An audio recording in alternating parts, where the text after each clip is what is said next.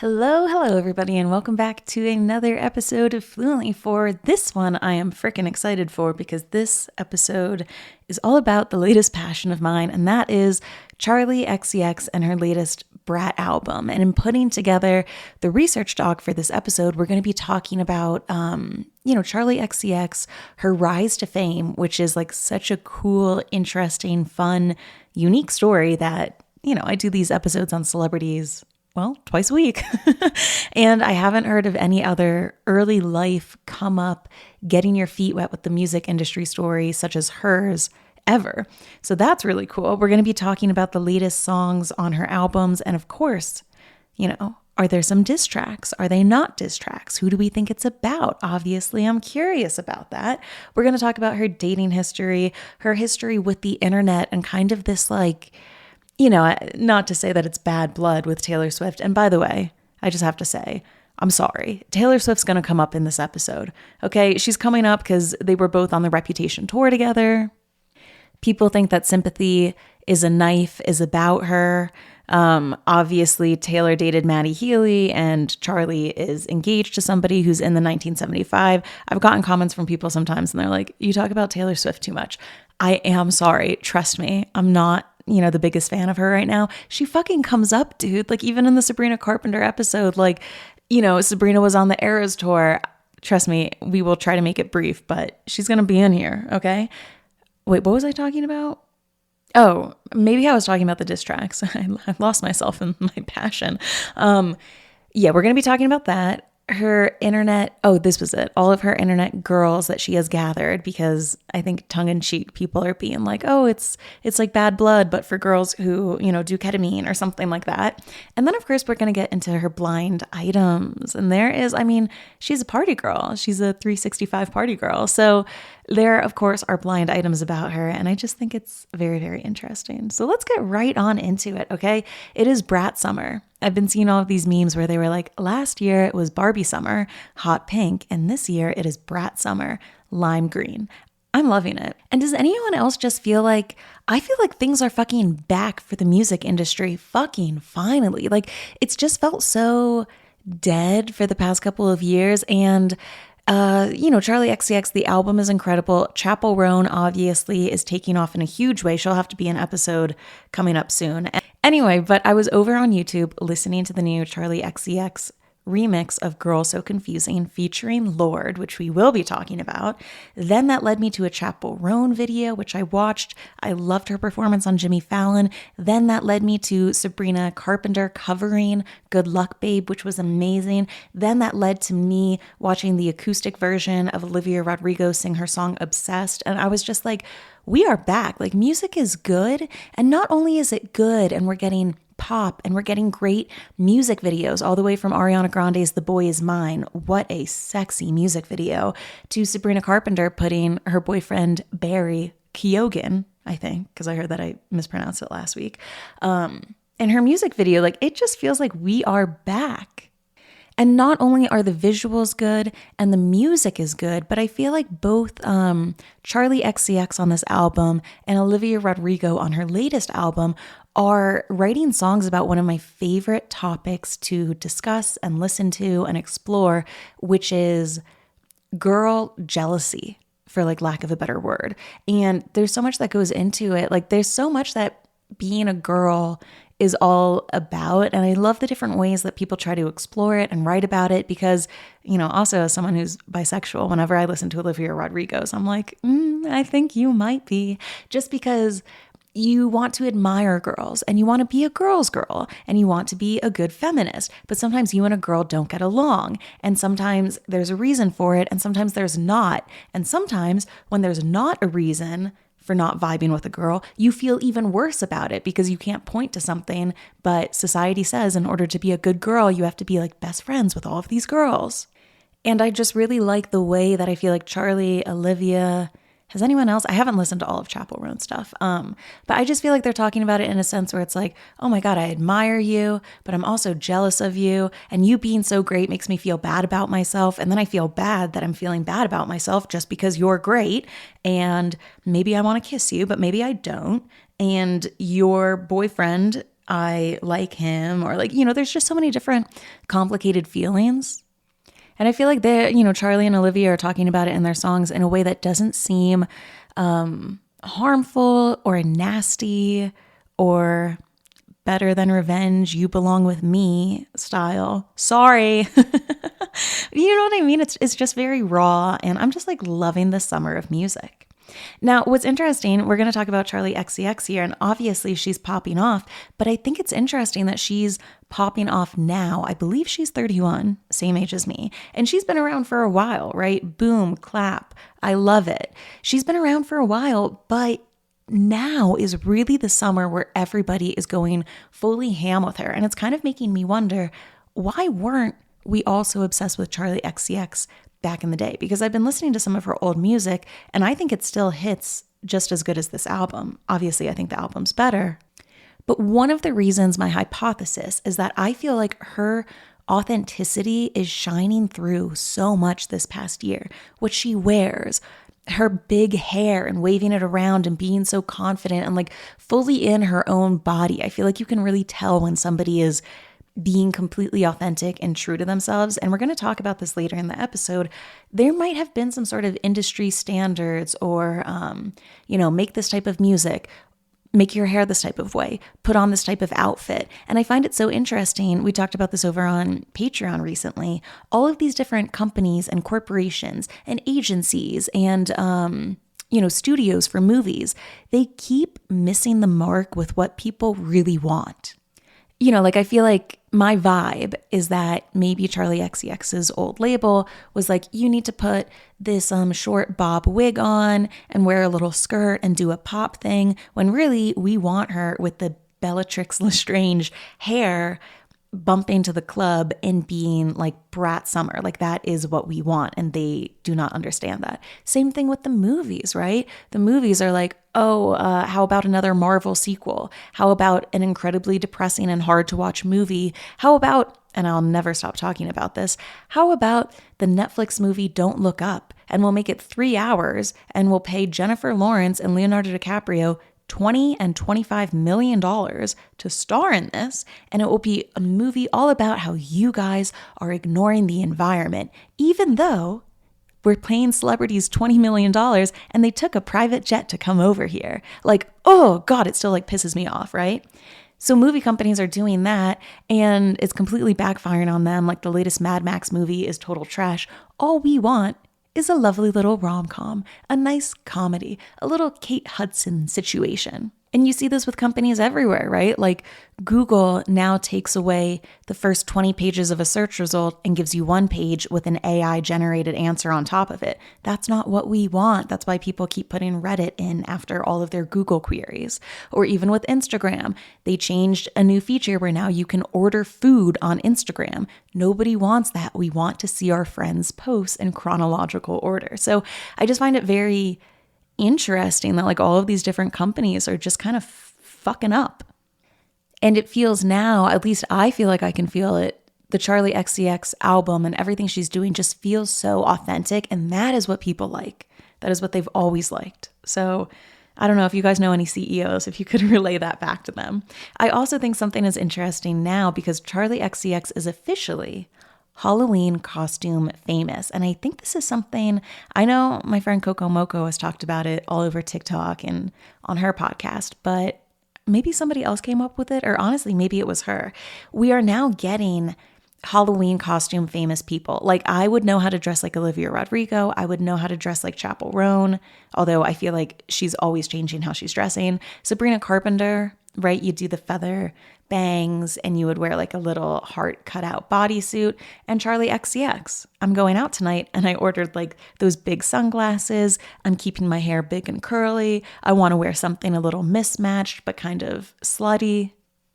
So she is officially Halloween costume famous, and I just feel like it's so authentic and I love it. So what is her real name? Is it Charli XCX? No, her real name is Charlotte Emma Atchison, I think that's how you pronounce it. And the XCX stands for Kiss Charlie Kiss, which was her old MSN Messenger username. And something that I think millennials especially love about Charli XCX is that she has so many references all the way, right, from that being like her MSN Messenger username, how she started posting songs on MySpace, the callback to like Von Dutch, like all of these different 90s nostalgia callbacks. You can tell that she really, I don't know, just like flirts and plays with that generation a lot, which I think is super fun.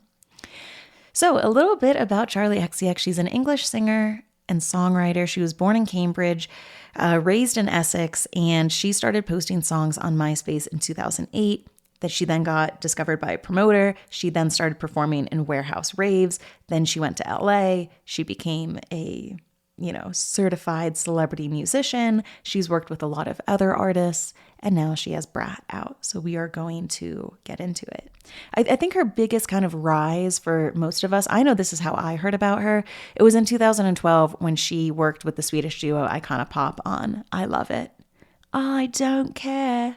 And it was interesting. I was listening to this interview that she did, and she was talking about, I just feel like so much Swedish stuff, or so much music, I should say, comes out of Swedish people. Sweden, the Swedes.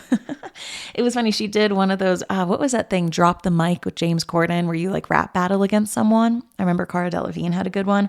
There was a clip of Charli XCX rap battling against Tovlo, and she said something, oh, like another music person who comes out of Sweden, you're so cliche.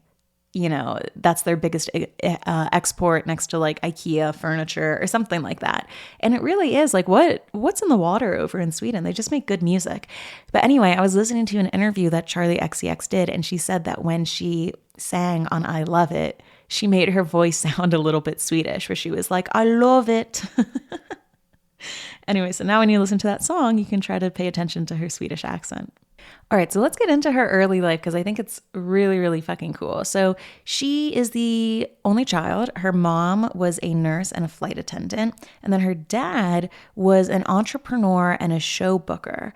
And they're both very, very supportive of her career. And we're going to get into some quotes about her parents. I always find it very interesting how somebody grew up. I think that their parents really influence a lot of what they do. Her dad seems to have always kind of pivoted in his career and tried new things and been open to that kind of innovation and changing. I know me, myself, my dad's been an entrepreneur for the last, 30 years or something. Anyway, so Charli kind of talks about this a lot with her parents. She says that she got her personality from her, quote, mental and eccentric father.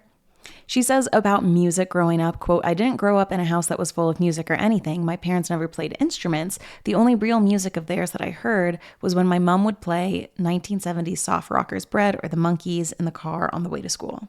She then says that her dad always encouraged her to be weird. Quote, I never really knew what that meant, but I think he meant be yourself rather than follow a trend. He always said that following fashions and following trends was such a terrible trait and following the crowd. So I feel like I was always trying to listen to him a bit.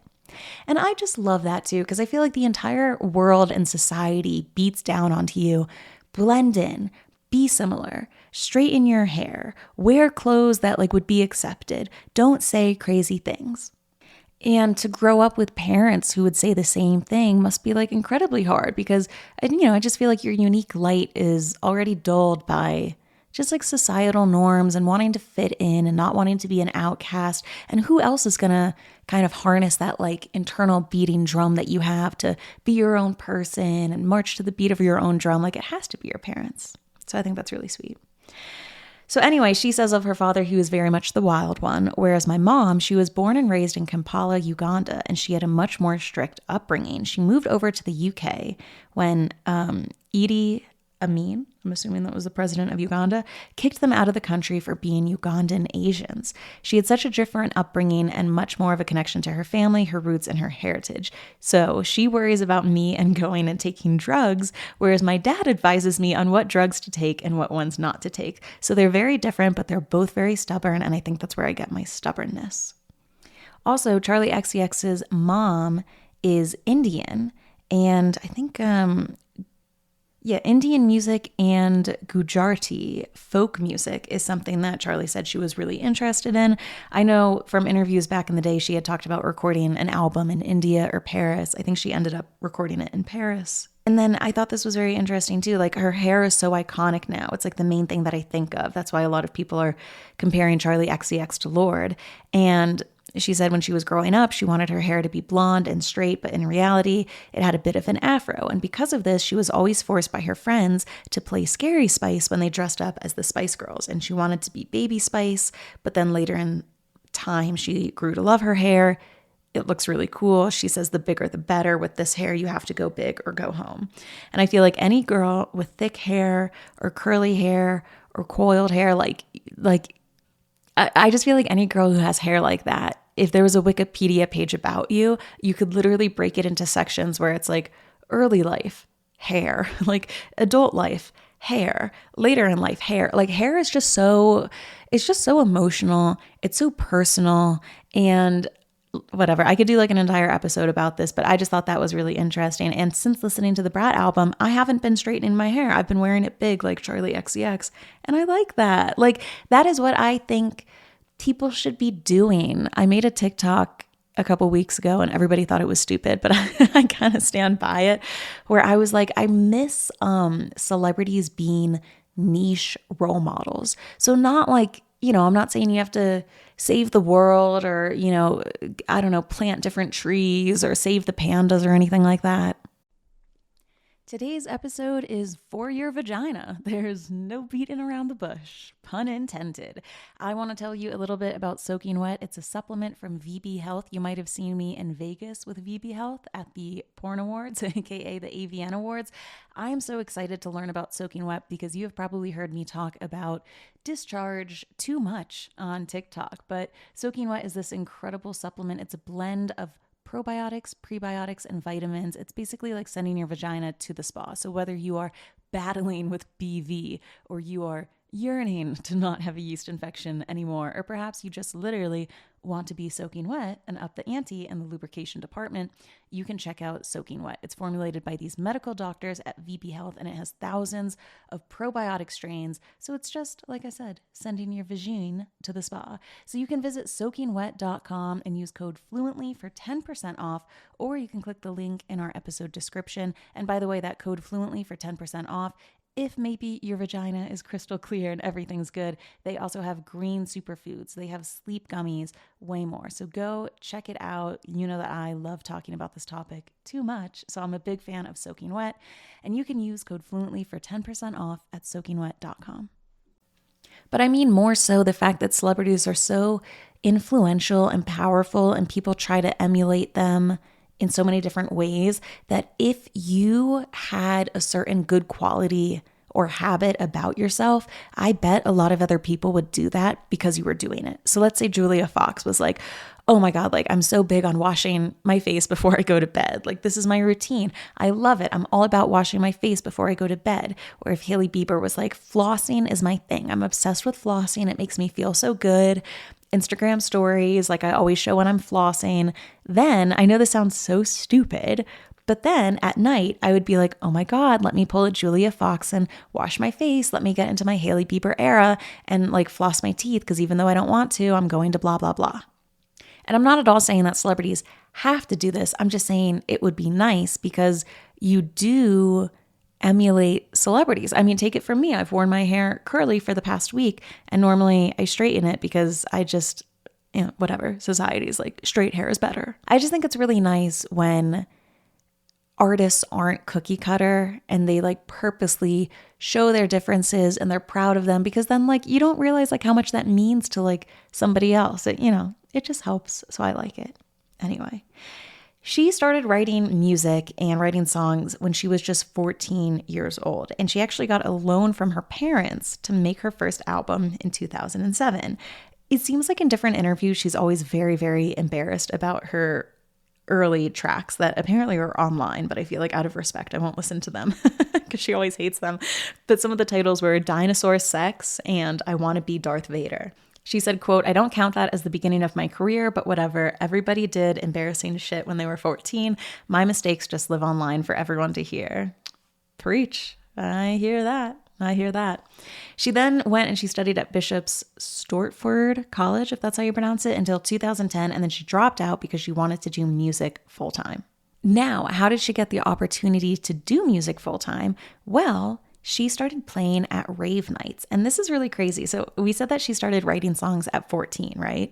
So less than 2 years later, when she was, I think 15 or 16, this club promoter found her music on MySpace and invited her to play at his rave nights in East London.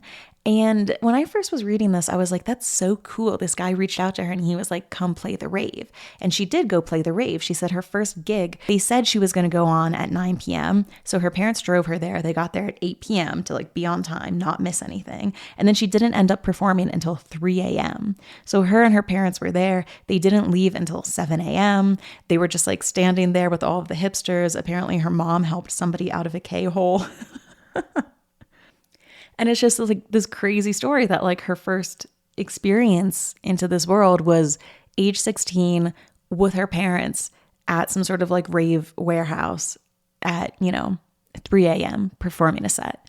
Now, I will say the first time I read this, I was like, that is so cool. That's so fun. That's so unique. And then I can tell that I am brain rotted from like the Quiet on Set documentary and all of the Jeffrey Epstein episodes we do.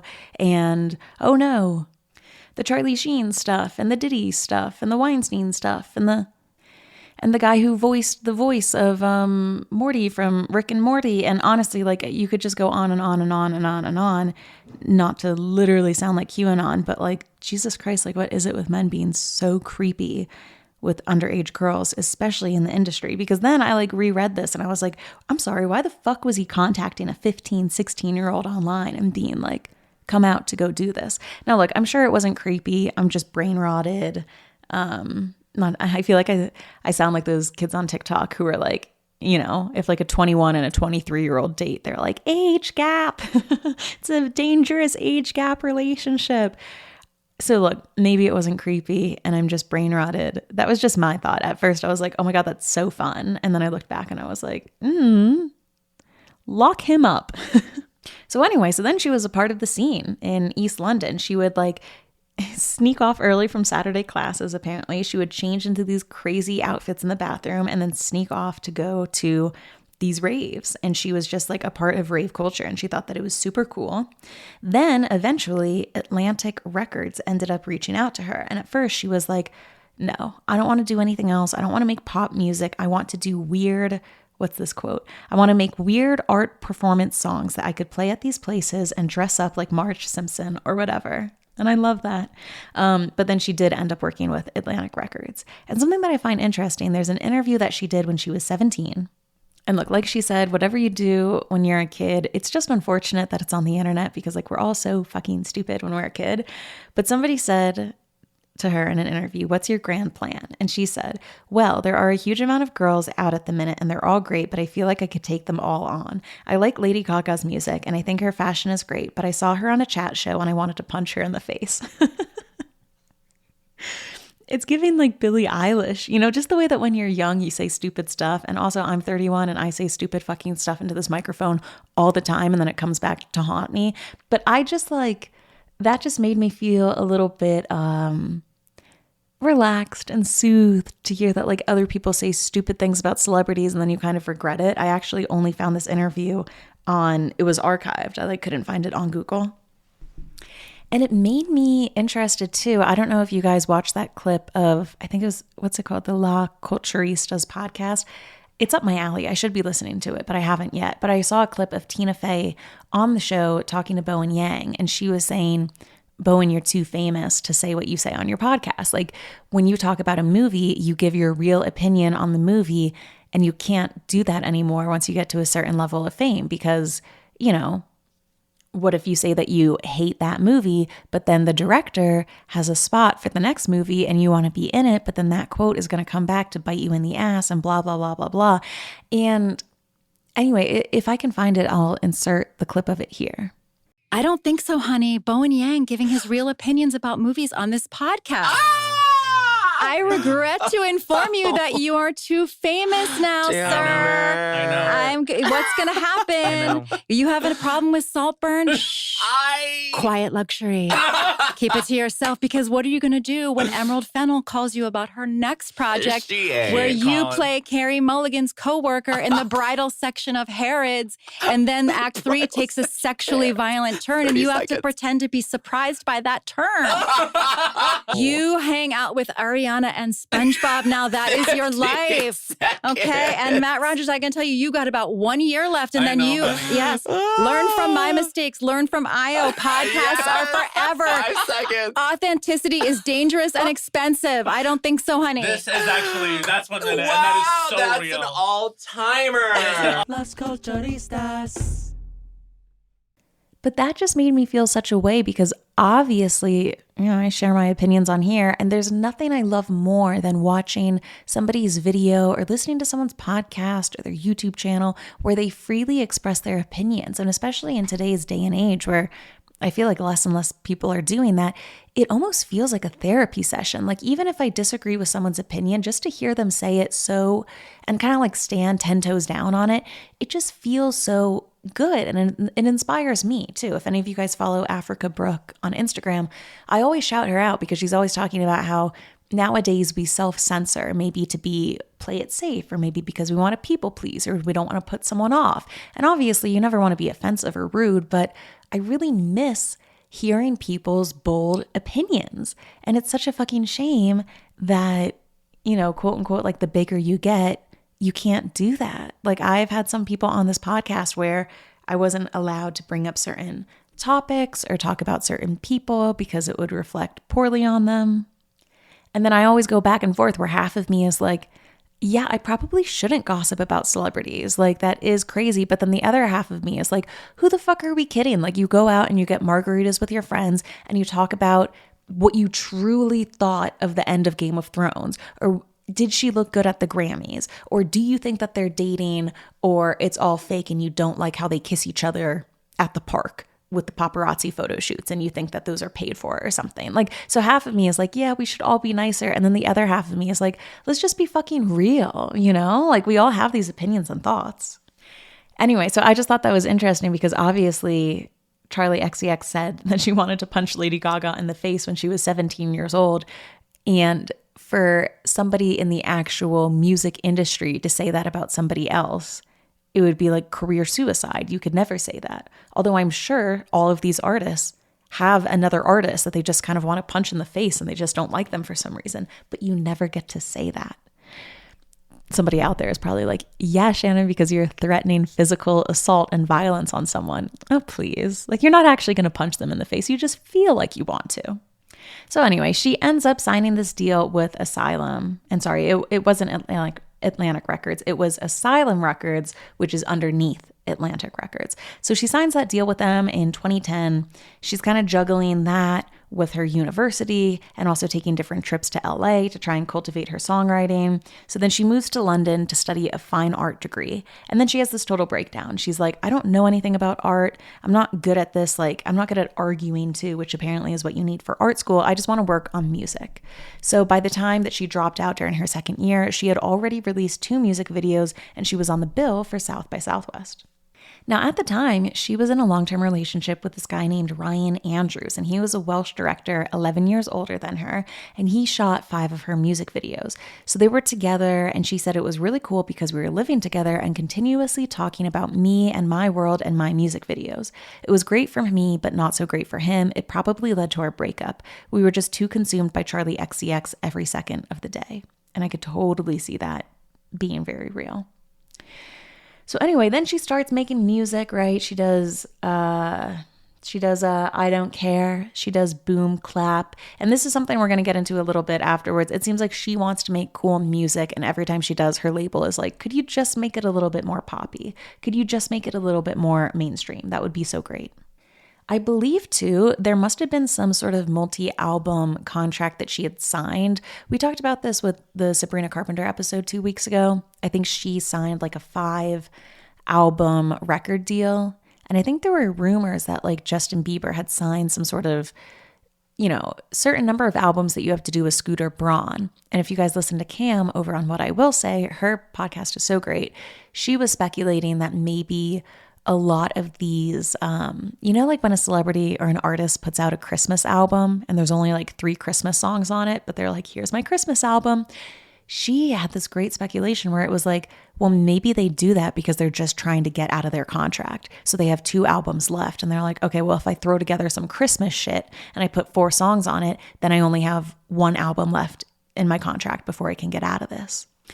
So anyway, she's done a bunch of different albums and she was technically a part of Barbie Summer last year because she did Speed Drive, which was part of the Barbie movie. So anyway, in addition to also doing her own solo work, she's also co-written for a lot of other artists. She did Iggy Azalea's Beg For It, Selena Gomez's Same Old Love, the Shawn Mendes and Camila Cabello collaboration Señorita. And I find that interesting because a lot of people are thinking that Camila Cabello, which by the way, I forgot to add her to the list of people who are bringing back pop music this summer. No, I'm just kidding. There's a reason I didn't put her on that list. Anyway, but a lot of people are saying she's just ripping off Charli XCX with this new album. I love it. I love it. I love it. I love it. I love it. I love it. I love it. I mean, we've heard that before, haven't we? Even I think like her album art is like her with her tongue out with a lollipop on it. I think Charli XCX has done that before. There's some stan out there who has a Twitter thread of all of the comparisons, but it just seems a little interesting, doesn't it? But I mean, they worked back together in, when was this? 2019 for Señorita?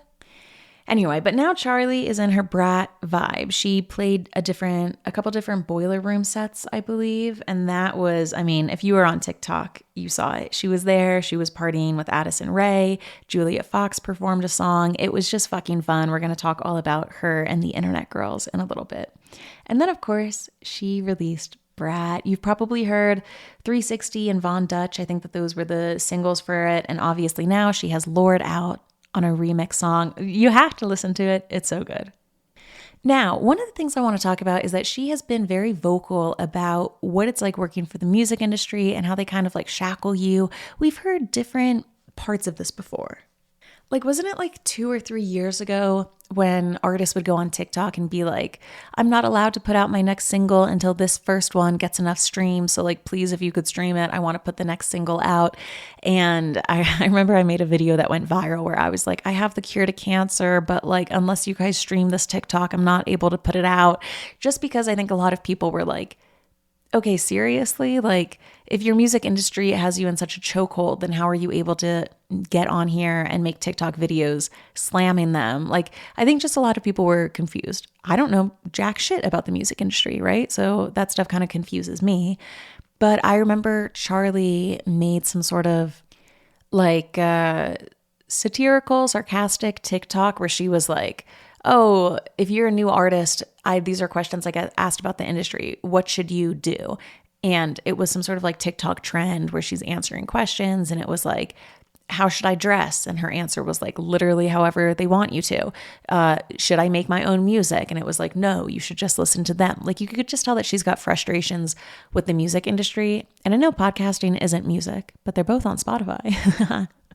And I will say, yeah, I get that. Like, I remember when I first started the podcast, it was so fun, and it still is fun, but it was so fun because if something happened, I could randomly put out an episode, or maybe I would wait 9 days between an episode or do it when I was in a good mood. But then once it becomes your job and it's a weekly schedule and there's ads and you have to make sure that people are going to listen to the episode, you know? Today's episode is for your vagina. There's no beating around the bush, pun intended. I want to tell you a little bit about Soaking Wet. It's a supplement from VB Health. You might have seen me in Vegas with VB Health at the Porn Awards, aka the AVN Awards.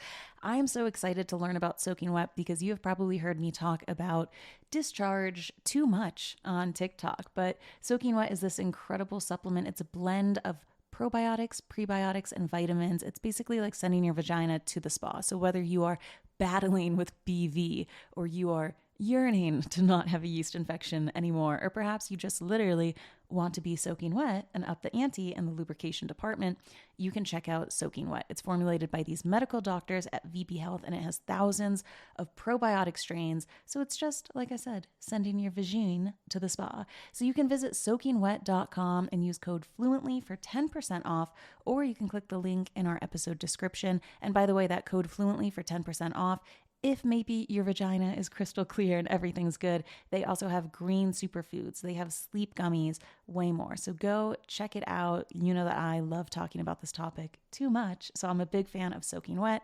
And you can use code Fluently for 10% off at soakingwet.com. Like back in the day, I wouldn't care if an episode was a flop, but now that we have numbers to hit, every episode needs to be incredible. So then it takes out the joy of it when maybe the joy of it is what made people listen. And I could imagine that's probably what happens for these artists too. Like the album isn't doing well. Okay, well then you need to put out a bunch of remix singles that are technically a part of the album. So then that way the numbers go up. So then that way people are happy. And it's just hard because I feel like creatives need to be creative. And that's why it's always great to sign. Well, not always great, but what you would think, the optimistic hope is that you sign with an agency or a manager and then they handle all the technical side of it while you just get to be as creative as you want. But what inevitably ends up happening is that the manager or whatever then kind of pushes those numbers and the business stress onto the creative, and then they kind of lose their creativity. So anyway, this was from an interview in 2014 that Charli XCX did, and I think that it's still relevant from today. She's had these thoughts on the industry for a while now. So somebody asked her, over the past 2 years or so, what changed the most for you in your music career? And she said, I've definitely become more commercially successful. I think everything has changed over the past 2 years. People seem to take me seriously now as a songwriter for other artists and as an artist, which is funny to me because I always thought I was good. I guess that's the main change, which is pretty interesting. And then she talked about this song Sucker that she had, which is about the music industry. She says, it's definitely about my cynical view of the music industry, and it's basically a big fuck you to all of the people who weren't on my team before and now are. I think it's a bit of an aggressive song.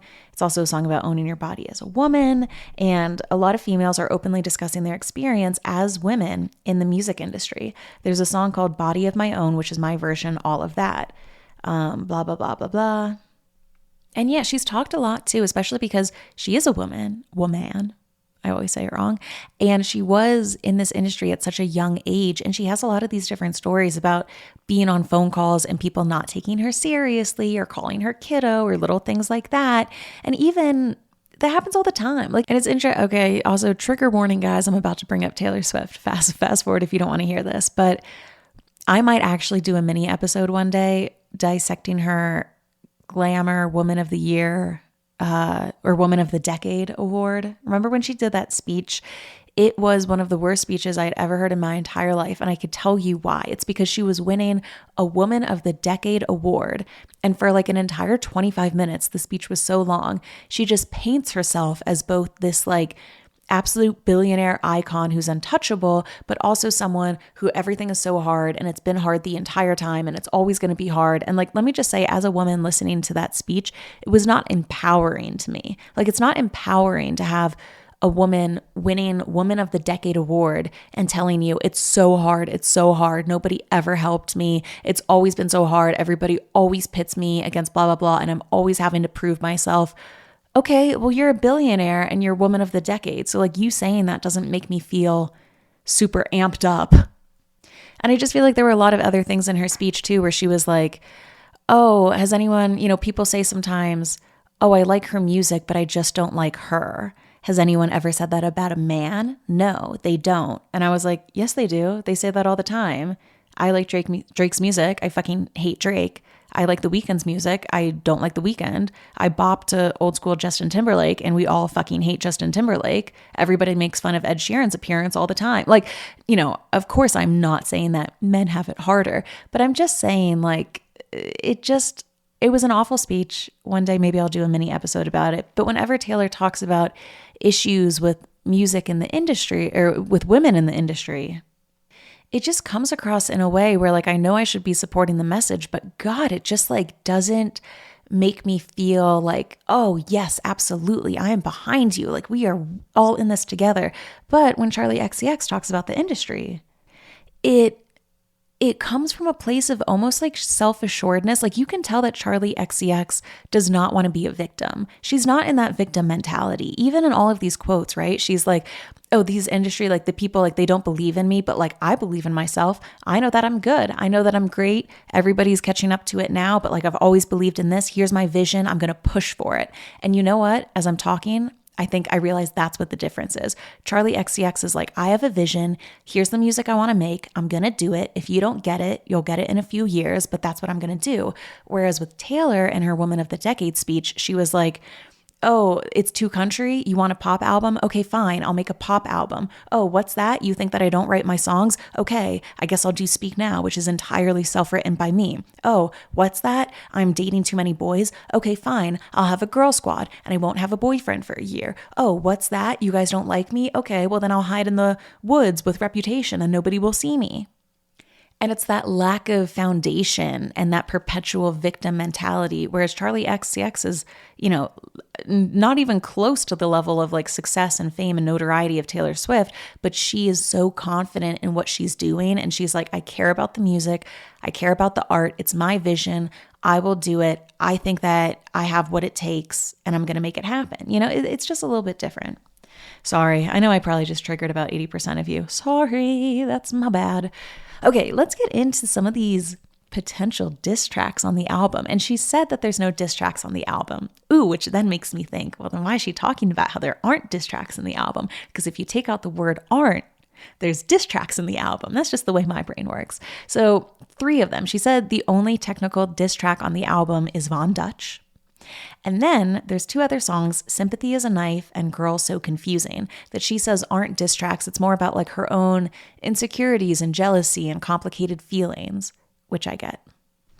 So let's talk first about the actual Von Dutch. Von Dutch is probably my favorite song off the album. It's just so fucking epic. And there's all of these lines in it, it's okay to admit that you're jealous of me. I'm your number one. She calls this person like a star fucker. You'll only fuck him if he's famous. Do that little dance. Without it, you'd be nameless. And it's just like an iconic Slay diss track. And I love it. And people were like, who is it about? So apparently she said that she wrote it around the same time she wrote Speed Drive. She felt like there was someone that she felt was obsessed with her because they kept talking about her. So people were saying it could be either someone in her social group or maybe she's just trolling. Some people had this interesting hypothesis too. Maybe it's even about herself. Because she's been kind of open about her jealousy of other celebrities. So maybe the song is her condemning herself for being obsessed with other people. Maybe the line, do that little dance, without it you'd be nameless, is about her own song, I Don't Care, I Love It, or Boom Clap. And then some people, of course, were saying, the line, do that little dance, without it you'd be nameless. Is that Dua Lipa? We all remember her dance. But I don't know if Dua Lipa is a star fucker. Then people were saying too, maybe it's Addison Rae or a TikToker. Do that little dance, without it you'd be nameless. I don't think so. First of all, like, she's working with Addison Rae. They're tight. I just love Addison Rae. And also they do TikTok dances. I feel like that would either be like a very specific dance move or something. Nobody knows. Let me know who you think Von Dutch is about. I just think it could just be like a general, I don't know, cookie cutter pop star. So maybe it's like a mishmash of a bunch of different people she's singing about. All right, now the song Girl So Confusing. I loved this. I just feel like it kind of summed up the complexity of female relationships. Sometimes you meet a girl and it's especially hard when all of your friends are like, oh my God, you would get on so well with this girl. And then you meet and you just aren't vibing. Try as you may, you just aren't vibing, which sometimes happens. And she talks about that in the song. She's like, everyone says we would get along. We have the same hair. Sometimes we go out to dinner, but like we don't really have much to talk about. And it's like kind of a little bit uncomfortable. Should we make music? Do you want to? Do you like me? Do you hate me? I can't really tell.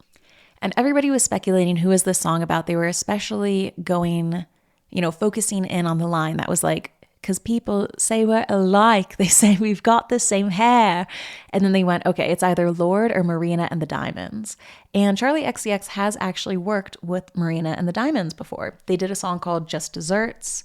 They didn't work on it in the studio, but they did it over email. And then they went on tour for a month and Charli opened for her, which was cool. So they're definitely friends. Now, it's not Marina and the Diamonds. We know that it's Lorde because Lorde featured on the remix. It came out last night at the time that I'm recording this right now. And it was so good. It's so confusing sometimes to be a girl. Yeah, I don't know if you like me. Sometimes I think you might hate me. Sometimes I think I might hate you. Maybe you just wanna be me. You always say let's go out, so we go eat at a restaurant. Sometimes it feels a bit awkward cause we don't have much in common.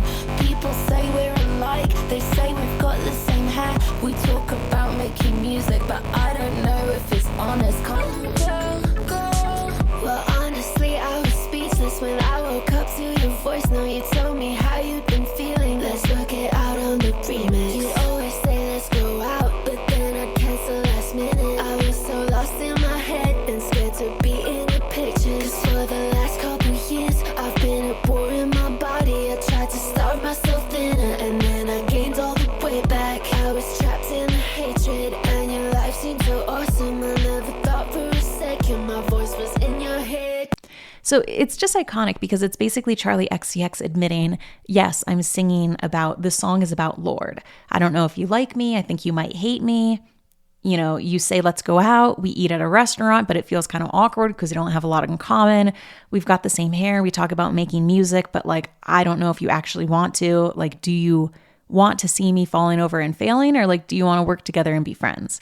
And then Lord has this remix back where she was like, let's work it out on the remix. You say, let's go out, but I cancel last minute because I'm just in my head and I'm nervous to be in all of your pictures. Like, I've been struggling with body dysmorphia. I've been trying to starve myself thinner. I gained all the weight back. I've been so trapped in like self-hatred, and your life seems so cool. I never thought for a second you actually wanted to be my friend.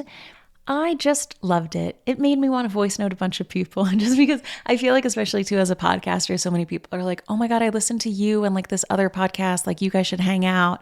And sometimes we hang out and it's just, the vibe just isn't there. It would be nice to voice note about it. Why wasn't it there? I am curious, but it's just not there. And you feel like a bad feminist, but sometimes you just don't vibe with someone, or maybe there's deeper stuff going on like they were talking about here. You know, I thought that you were too cool for me, so I didn't want to go out, or I was struggling with my own stuff, you know, mentally, which made me like jealous or insecure. And that's why like it just didn't work out. But there, you know, there's nothing bad there. I just thought it was fantastic. And I'm loving this new, you know, era kind of like the way that Sabrina put Barry in her music video and was like, hi, he's my boyfriend. And please, please, please, maybe he's going to embarrass me, but he's in the video. And Charli is like, hi, I'm a little bit jealous of this girl. And here she is on the remix singing about it so we can openly talk about it. And I just think that's so great because obviously I'm speculative. I love knowing about the gossip and like what's really going on with people. And even when celebrities, you know, like when a TV show happens and the two leads aren't friends, and then everybody online, especially in stan culture, they'll be like, they're just coworkers. They don't have to be friends. Like, you don't have to be friends with people. Like, you know, blah, blah, blah. Like, don't push that on them. I'm always reading those comments in the background being like, yeah. Like, of course you don't have to be friends. Like, it's fine to just be coworkers. But there's a reason why they aren't friends. And maybe it's just because they have different senses of humor. Or maybe one likes to go out and the other likes to stay in. Or maybe one is a little bit jealous of that other person, or maybe they just live too far away and it never happened. Like, there's always a reason, and I'm a little creep. I just always want to know what the reason is. And this remix was just so fun because we finally got the reason. And I'd almost love for celebrities to kind of learn from this. Like, I feel like when people don't talk it out on the remix, that's what leads to all of these theories spinning and podcast episodes and YouTube, you know, Taylor Swift and Billie Eilish, do they really hate each other? What's going on? Hailey Bieber and Selena Gomez, who is obsessed and single white female in the other, you know? But I get it. Like, you can't just come out and say it. Or could you? Maybe do it on the remix. Okay, and then the last one that people are talking about is the song Sympathy is a Knife. And this is one, once again, trigger warning. Sorry, guys. People think that it's about Taylor Swift, okay? Sympathy is a Knife, so good. It's probably my third favorite on the album. No, is it?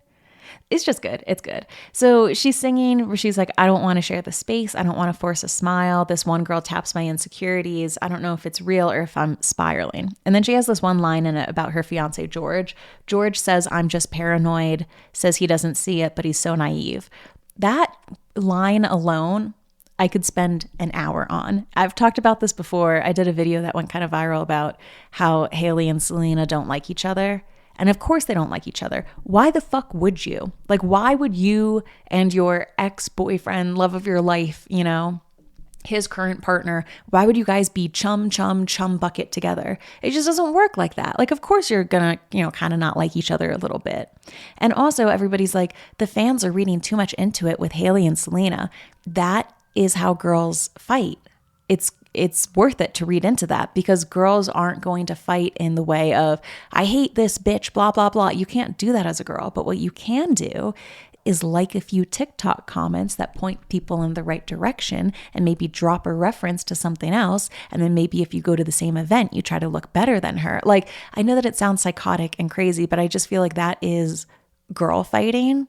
And there's such a thing as, like, there's not a phrase for it, but when a girl attacks, she'll say a certain sentence. There's like all these TikTok videos about it, right? Like, oh, your boyfriend's girl best friend chatting to you, and every word is like an assault on you, but the boyfriend wouldn't be able to tell.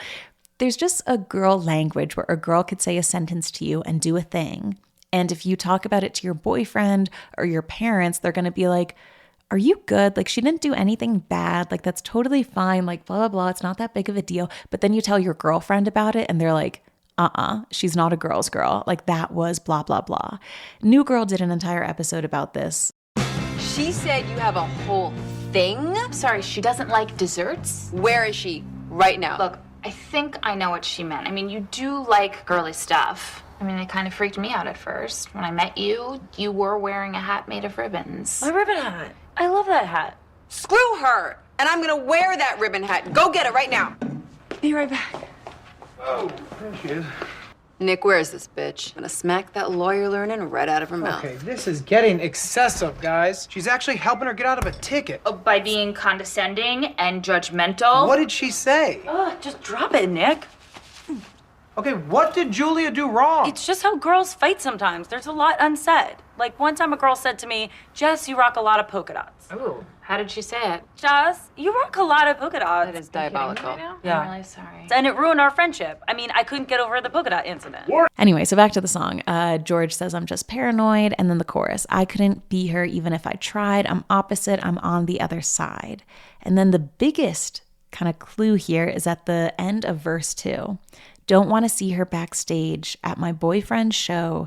Fingers crossed behind my back. I hope they break up quick. Today's episode is brought to you by Oak Essentials. They are one of my favorite skincare brands. I love Oak Essentials because all of their products are free from anything nasty, silicones, sulfates. It's just very gentle on the skin, and it makes me feel so luxurious when I use it. So one of their best sellers is the Moisture Rich Balm. I feel so Miranda Kerr, so Gwyneth Paltrow when I use this. It's like a balm. You take a little pea-sized amount of it, you warm it up in your hands, press it into your skin after washing your face, and it leaves you moisturized and hydrated for longer than any other thing that I have used. So I absolutely love it. And also, now that it's summer, you're going out more, a little Brat Summer showing more skin. Their Dew body oil is also great. I just feel like it adds a little bit to the outfit to put the body oil on before you go out. It gives you some shine, some extra look, which is great. So you can say hello to clean, spa-quality skincare essentials that deliver a moisture-rich glow. My followers will get 15% off their first order when they use code FLUENTLY15 at checkout. That's 15% off and a gift with your first order at OAKESSENTIALS.com with the promo code FLUENTLY15. So go ahead and treat yourself. Simplify your self-care this summer with Oak Essentials. Now, look, when Taylor was dating Maddie Healy, Charli XCX was with George, her now fiance, so they would have both been backstage, particularly at that moment that Taylor played Anti-Hero for like the 1975 show. There's a picture of both of them hanging out with Maddie's mom. So they were definitely both backstage and they know of each other. Like, you know, Charli XCX opened for Taylor on the Reputation tour, which we're going to be talking about a little bit later. So, you know, who else would she be singing or seeing at her boyfriend's show backstage, hoping that they break up quick, because this is somebody that she couldn't even be her if she tried. She's opposite. She's on the other side. Brat Summer is the fucking opposite of the Eras tour. And I was thinking for a sec, trying to include all possible options. I'm like, what if she's actually singing about Gabriette, who was also dating, now engaged to Matty Healy? Maybe, you know, I know Gabriette is like a model. Maybe she's like, oh, I'm opposite. I'm on the other side. I'll never be this like glamorous model or something like that. I don't know. I looked more into it. Absolutely not. I think Gabriette actually met Matty Healy through Charli XCX. They have like a long history and friendship together, which we will be getting into. So I think it's about Taylor Swift. I really do. And I don't think it's that crazy of a diss track. Like Taylor even says herself, like to be her friend is hell. You're asked about her in every interview. You know, you'll never measure up, especially if you're in the music industry, to be friends with someone that you know is taking streams away from you, sometimes fucking actively, like right now, by releasing different singles and whatever. It's whatever. We're not going to get into it. I don't want to make this too Taylor specific of an episode. But anyway, I don't think it's that crazy of a diss track. I think it's more of just like an honest track about how you feel, and I respect that. Okay, so let's get into her dating history a little bit. So we know, of course, that she dated that guy who was in the industry at first, Ryan Andrews. He did a few of her music videos. Then she was dating, who is this guy? Huck Kwong, and he is like a video game producer? Yeah, so they dated for 7 years, and she has a quote saying that the time of quarantine during coronavirus saved their relationship. She said, "I'm extremely lucky that it brought us physically close together." So I would imagine that's because, you know, you're out touring, doing all of these things, but then you get to stay home with someone. If you're an artist, maybe that's a benefit. COVID was really interesting. I feel like it broke. It made or braked basically a lot of different couples, but it seemed like it was good for them. Now, however, after she broke up with him, she started dating fellow British musician George Daniel, and he is 1/4 of the band, the 1975.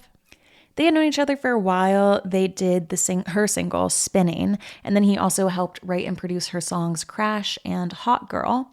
And I think they were dating for about like a year when then she got engaged, November 2023. So he's the drummer for 1975. I think this is actually interesting. He replaced Matty Healy as the drummer. I didn't know that Matty started off as a drummer.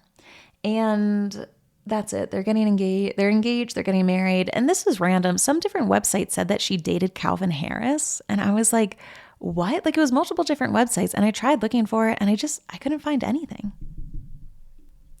Okay, so let's get to the next part of this episode here, which is about how I just wanted to do a little mini section about how Charli XCX seems like an internet girly, right? Like we already know about this because the 360 music video, it featured her and all of like the celebrity internet it girlies of the vibe. So we had Gabriette there, we had Julia Fox, we had Rachel Sennett, we had Chloe Cherry, we had Emma Chamberlain, which by the way, I don't know about you guys, but I feel like Emma Chamberlain didn't like super fit into the video. Like, yes, she's an internet girly and now she's kind of like at the Met Gala doing big things. I guess I just feel like to be like an internet it girl, and it's changed, you know, like back in the day, it was very, very different. But now when I think of the type of internet it girly who was in that video, the Gabriette, the Rachel Sennett, the Chloe Cherry, the Julia Fox, to me, that's somebody who can look hot with their mouth hanging open. You know what I mean? Like it's a very specific type of hot. And it's also a type of hot where it's like, like it's like an imperfect hot. It's like a not male gaze hot. And then in the case of like Gabriette, it's also like a scary type of hot. Does that make sense? And maybe it's just because I grew up watching Emma Chamberlain's YouTube videos where she's like driving around with her hair in a messy bun, drinking iced coffee and like going thrifting. Like Emma Chamberlain is just so relatable. And I feel like what they were talking about in that music video is you have to have a certain je ne sais quoi, like people know you, but they don't know you. So they fill in the blanks, etc. Anyway, I love the music video. I was just like, Emma Chamberlain, what are you doing? Adam Sandler, what are you doing here? Waiting for them to play Gangnam Style. Anyway, okay, so Charli XCX, she's on the internet. she knows these internet girlies, and I just find it very interesting, the divide between celebrities, because there's some like I feel like Jennifer Aniston doesn't know what the fuck is going on with the internet. I feel like Cillian Murphy doesn't even have Wi-Fi. He just like rubs two sticks together to try and get a text message or something, you know? I think Ed Sheeran said that he doesn't even have a phone or something. And then there's other people who, like Hailey Bieber is plugged in to the internet. Charli XCX knows what's going on with the internet. Doja Cat, Lil Nas X, like these people are a part of what's going on with the internet. And Charli XCX is, so much so that she actually shared the news of her engagement ring on her private Instagram that's for her fans. I think it's like 360 Brat or something like that. I tried to follow it. We'll see if I get in. And then obviously, of course, she's collabing with Addison Rae, which like it also made me so upset because I went on Charli's Instagram and she had posted something with Addison Rae and everybody was like, stop trying to make Addison Rae happen. It's not going to happen. I get so, and it's not even like when people write mean things about me online, like of course I don't love that. But whenever I see people just write nasty things, well, I'm just like, you're such a nasty woman. Usually it's men, but I'm just like, you're just such a nasty bitch. Like Addison Rae, I don't know why people don't like her. Like, sure, she's a TikToker, which I have said this before and I will stand on it. If you think being a TikTok dancer is a talentless job, first of all, try doing one of the TikTok dances. I tried a bunch of them over COVID. I was sweating. I could not hit it. I could not make it look as smooth as they make it look. Like it is a form of dancing. And if you think that it's not, it's because you haven't tried the dances yourself. I swear to God, I stand by that. And then the second point is now try doing that in public in the middle of a coffee shop, okay? Like it's incredibly hard. I can barely even make a TikTok video filming myself for 30 seconds outside because I'm embarrassed of what people are gonna think of me. I just think there's so many different ways to express intelligence or power. You know, this goes back to my rant that I have about the Marvel movies. They make all of these female superheroes Hulk smash type of strong when really there's so many different types of strength. There's a quiet strength, there's a community building type of strength, there's a healing type of strength, but they only portray it in terms of like Hulk smash. And I feel like that's the same thing where a lot of people clown on these celebrities or the Kardashians or TikTokers because they think that there's only one type of way to be talented. And that's either to be, I don't know, like an Olympic athlete or somebody who can absolutely shred on the guitar. But there's a lot of different forms of talent that you can have. And Addison Rae, like, I just think she has that something special about her. And she has a new song coming out. I think Charli XCX is working with her on it. I just think that the pairing of these two together is so great because first of all, this is kind of what reintroduced me to Charli, was seeing her with Addison on TikTok doing all of this stuff. And then also it's making Addison's cool factor raise. I just think it's a very good symbiotic relationship, but it does show that, you know, she is on the internet.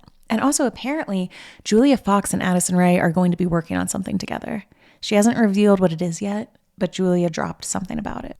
Now I'm also excited because two of my mutuals on TikTok, Benny Drama, aka Benito Skinner, and his partner, Terrence O'Connor, they follow me on TikTok, which makes me so excited. Probably back from the days when I was doing like blind items or something. Anyway, and Terrence, aka Charli calls him Terry, he is the one who did everything for this album. He did like the album art. He's taken all of the photos. He shot her album cover art for, I think, Speed Drive. So they both work together with her. Benny Drama has a new Prime video series coming out, and Charli is going to be doing the music for it. Anyway, so that's kind of like a long rambling tie-in to say that there's a lot of people that Charli are friends with, and they're all people who are like semi-internet famous, are working on different projects, and I feel like their star is all kind of helping each other build on its own. And some of the folks in the group are kind of surprising too. Kaya Gerber was out like partying with them on Instagram photos, and I would not have thought that was true about Kaya Gerber. If you guys follow on Patreon, you might remember the tea that I got about somebody that Kaya Gerber kissed at a party. I heard that they were making out from someone. I won't say the person's name because it would trigger some of you based off of past feedback I've gotten about episodes. Is that enough of a blind item? Did you get what I was trying to say there? Okay. Anyway, that was just what I heard. Who knows? And of course, one of these internet stars is Gabriette, who up until 2 hours ago really scared me. I feel like such a Republican man when I say this, but like there is something about like a very pretty girl like always staring down the camera that even though I've never met her, I'm just like, well, I'm scared of her. She doesn't like me, does she? And I feel like, of course, that's the very model-licious thing to do. You're always pouting at the camera. And once again, I feel like I sound like such like a Republican man right now. I'm like, why don't you give us a little smile, sweetheart? But honestly, like, why do you always have to like look so angry at the camera? Because that's the only time I see these people. So I just always think they are like pissed at me, you know? It's just, I'm not trying to be like a total bitch or raging misogynist. I just feel like that's the human condition, right? And I had a video, this video I made like on my couch, got like 4 million views in a day, where I was talking about a TikTok that Kendall Jenner had made where she was doing like a lip sync on a boat with a bottle of her tequila. And I was just like, holy fuck, like she looks so good here. Like, did she get something done? Did she get something changed or removed or added? Because she just looks so incredible and I can't like tear my eyes away from the video. And then it hit me. She looked friendly. She looked friendly in the video, and I'm so sorry. My fucking neighbor just decided to mow their lawn. Anyway, and it just like took my breath away because I feel like Kendall Jenner is always like pouting, and also maybe it's just like the thin eyebrows or the bleached eyebrows, right? Like obviously thicker eyebrows give like a more friendly appearance. But anytime I had seen Kendall Jenner, she was always like thin arched eyebrows pouting at the camera. And I was just like, she would bully the fuck out of me in high school, which I know is ironic. To dislike someone because you're assuming that they would bully you, but they never have. Like, okay, whatever, it's weird. But when I saw that video of her smiling, I was just like, oh my God, Kendall Jenner seems like the sweetest. Like she seems like such a great girl. And it just shook me because I had literally never seen her smile and be happy before, you know? So that is the vibe that I feel like I get with a lot of models. And I definitely had it with Gabriette. But then I was looking her up a little bit more because I know obviously that she's friends with Charli. I believe Charli was kind of the matchmaker between her and Matty Healy, I'm guessing. Gabriette is not just a model with a face that looks like she would bully you in high school, okay? She is the lead singer of this group called Nasty Cherry. So there was a girl group formed, kind of like X Factor style, by Charli XCX. And Netflix did like this docuseries on it.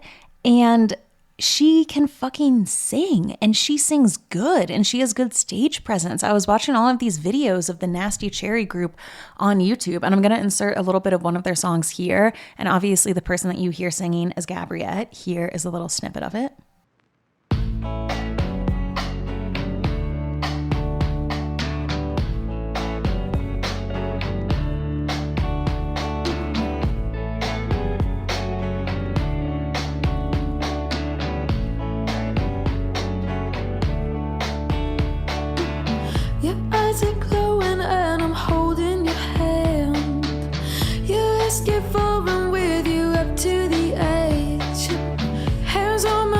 And fingers running through hair. Yeah, I know that it's all in my head. Yeah, I know that it's all in my head. The smell of you, it lingers, damn cigarettes. I lit you up even when we're sick in bed. My walls are falling and I don't even care, 'cause I know that it's all in my head. Yeah, I know that you're all in my head. But I was just like, what the fuck? Like, first of all, A, she should feature on a Charli song or something. B, they should get the band back together again. I really liked all of the songs. And also C, if I was her publicist right now, I would be like, tell the world about Nasty Cherry. Because I feel like everything I see about Gabriette online is like, she's with Matty Healy and they look like they do drugs and she is like a scary goth woman. And I agree with maybe half of that. But that would be my advice to her publicist, in the same sense that I feel like Hailey Bieber was just kind of Justin Bieber's wife, but really she should be talking about her ballet background and like hobbies that she has and shit that she does. Kelly Teller, I feel like, was just Miles Teller's wife and Taylor Swift's best friend. And it's like, why don't you do like a vlog or something like that? Just like let people know that there's a little bit more to you. And I feel like Gabriette right now is just kind of seen as Maddie Healy's girlfriend, fiance. But holy shit, she can like sing. She has like very good talent. So anyway, if anybody knows CEOs, tell them what I think about Spotify. And if anybody knows her publicist, let her know. I want them to get the band back together again. Oh, also this was tea. Apparently she was dating Bob Dylan's grandson for years. His name was like Levi or Levy. I don't know. I didn't really look much about it, but yeah, Bob Dylan's grandson. Isn't that nuts? Okay, let's get to the last part of it here. This might be what you guys even clicked on the actual podcast for. Charli XCX blind items. Ooh la la. Let's get into it.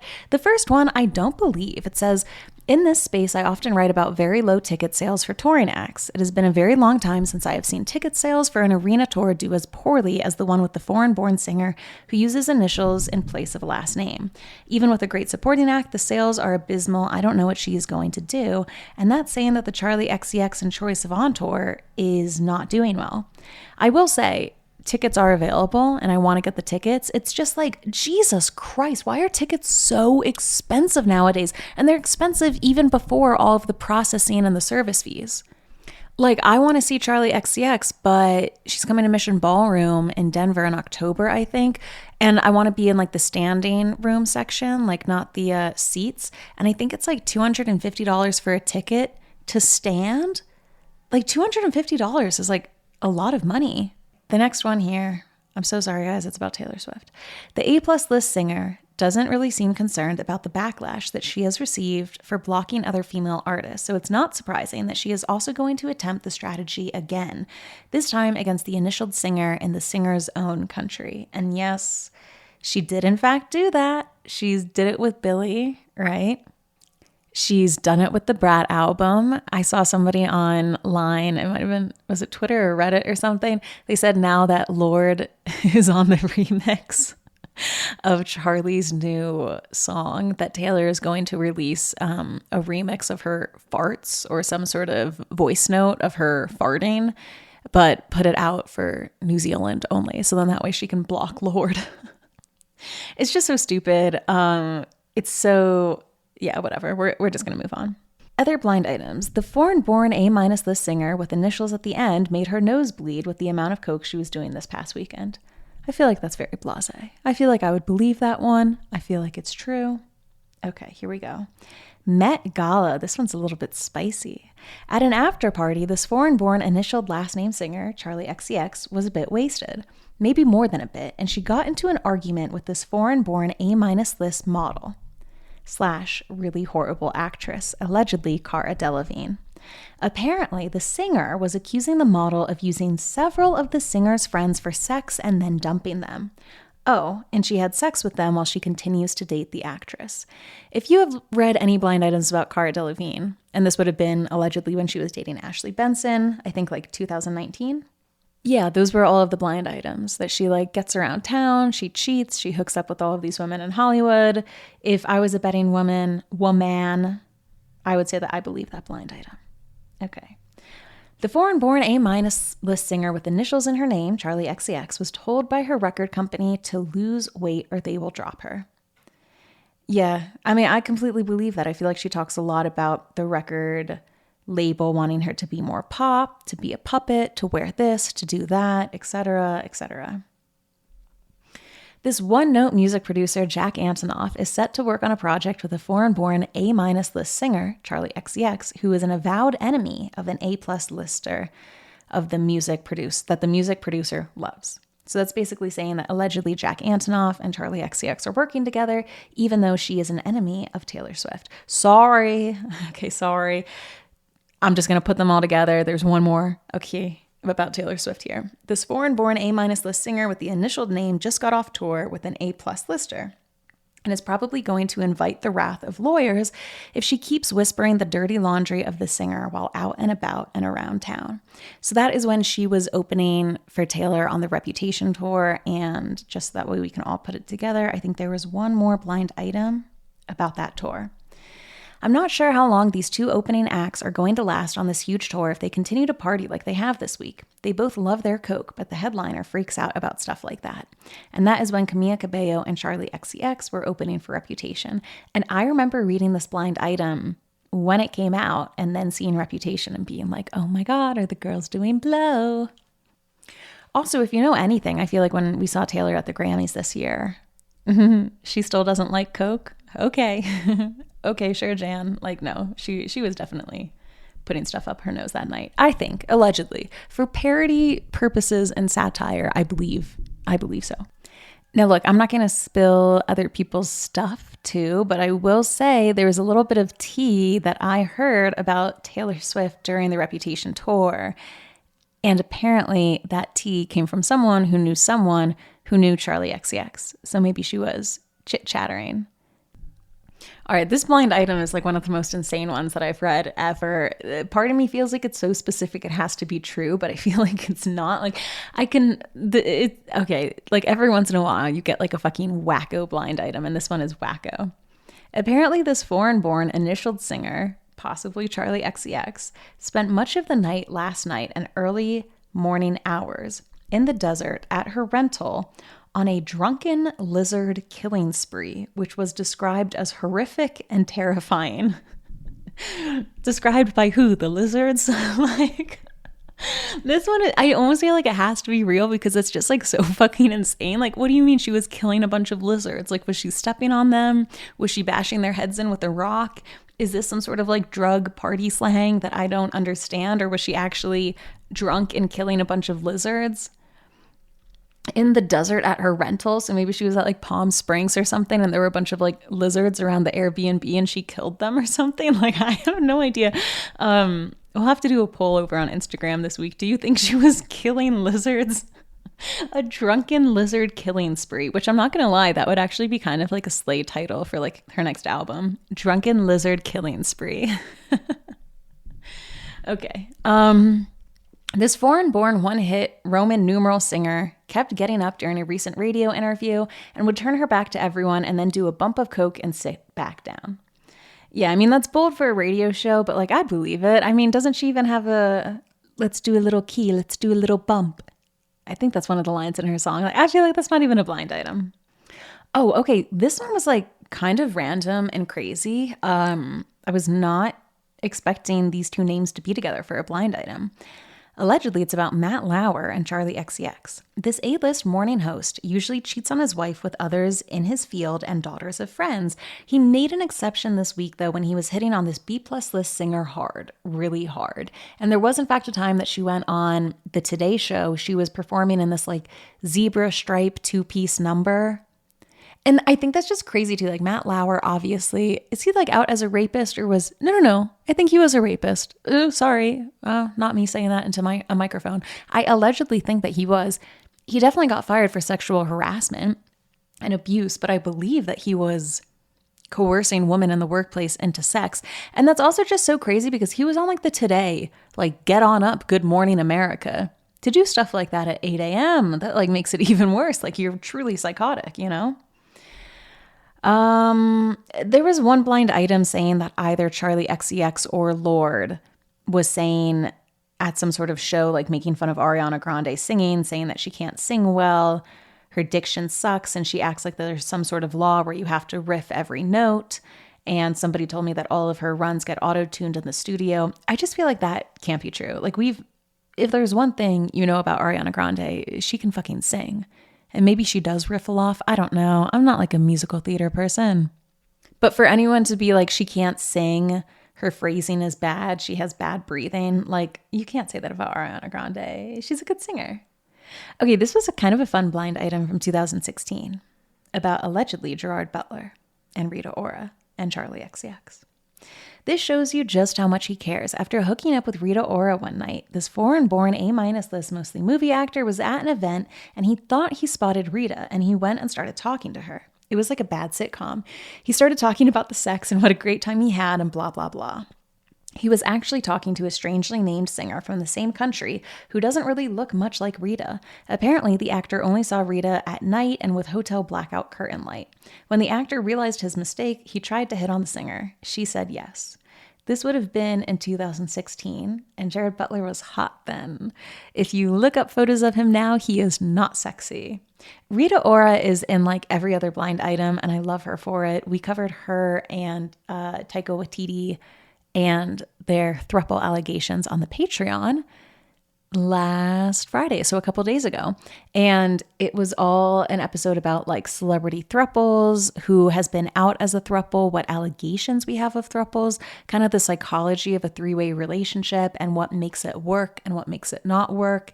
And then of course we talked about the Challengers movie because, you know, kind of thruple adjacent. Okay, what else is this? Oh, there was some blind item saying that like Charli XCX had to like sleep with members of the band Bleachers to get on their new tour. And it says with, hey, it's better than who she had to sleep with when he was mentoring her. And then this website said that was Simon Cowell. And I just feel like this is why it's always good to do research on people before you like look up their blind items and believe it at face value. How the fuck would Simon be a mentor to her?